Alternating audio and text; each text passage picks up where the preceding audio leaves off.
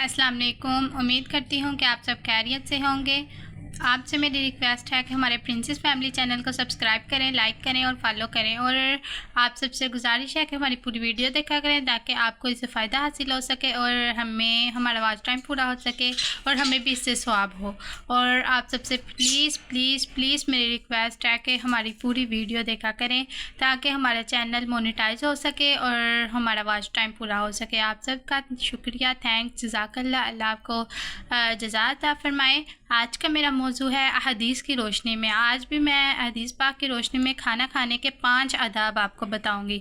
हदीस की रोशनी में क्या, हदीस की रोशनी में खाना खाने के 5 आदाब दर्ज ज़ाइल हैं। दरमियान से खाना खाना, दरमियान से खाना यानी हज़रत अब्दुल्ला बिन अब्बास रज़ियल्लाहु ताला अन्हा से मनक़ूल है कि रसूलुल्लाह सल्लल्लाहु अलैहि वसल्लम ने फरमाया, बरकत की चीज़ खाने के दरमियान में नाजिल होती है। यानी बरकत की चीज़ जो है वो खाने के दरमियान में नाजिल होती है, इसलिए तुम इसे किनारों से खाया करो और दरमियान में ना खाओ, दरमियान में से ना खाओ। यानी कि किनारों से शुरू करो और फिर दरमियान तक पहुंचो, ये नहीं कि दरमियान में ही खाना शुरू करो, क्योंकि बरकत की चीज़ हमेशा दरमियान में नाजिल होती है। दूसरा कि टेक लगाकर खाना खाने की कराहत होना, यानी टेक लगाकर खाना खाना। हज़रत अबू जहीफ़ा वहब बिन अब्दुल्ला रज़ियल्लाहु ताला अन्हा से मनक़ूल है कि नबी पाक सल्लल्लाहु अलैहि वसल्लम ने फरमाया, मैं टेक लगाकर नहीं खाता, यानी मैं खाना कभी टेक लगाकर मैंने नहीं खाया। इससे हमें क्या मिलता है कि सबक क्या मिलता है कि हमें भी टेक लगाकर खाना नहीं खाना चाहिए। तीसरा आदाब खाने का, उंगलियों को चाट कर साफ़ करना।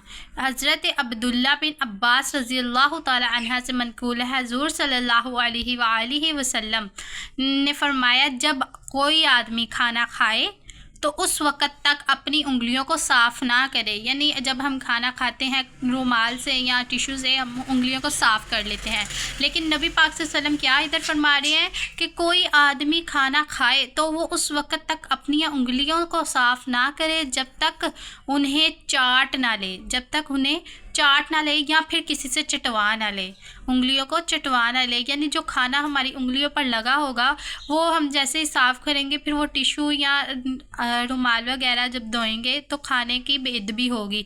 इसलिए कहते हैं कि पहले उंगलियों को चाट लें या खुद किसी से चटवा लें, ठीक है। बर्तन साफ़ करना, बर्तन साफ़ करना ये चौथा आदाब है खाना खाने का।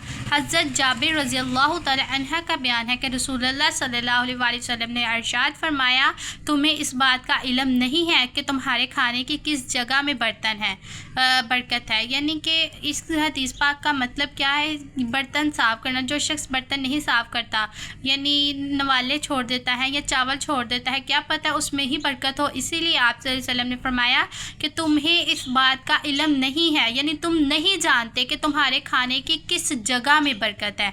और 5वां आखिर वाला आदाब क्या है, गिरे हुए लुकमे को साफ़ करके खाना। ये भी हदीस पाक से साबित है कि हज़रत जाबिर रज़ियल्लाहु ताला अन्हा से मनक़ूल है कि रसूलुल्लाह सल्लल्लाहु अलैहि वसल्लम ने फरमाया, जब किसी शख्स का लुकमा गिर जाए, खाने का लुकमा गिर जाए तो वो उसे उठा ले और फिर इस पर जो कुछ लगा हो, यानी गंद वगैरह या जो कचरा लगा हो उसे साफ़ करके खा ले और इसे शैतान के लिए ना छोड़े।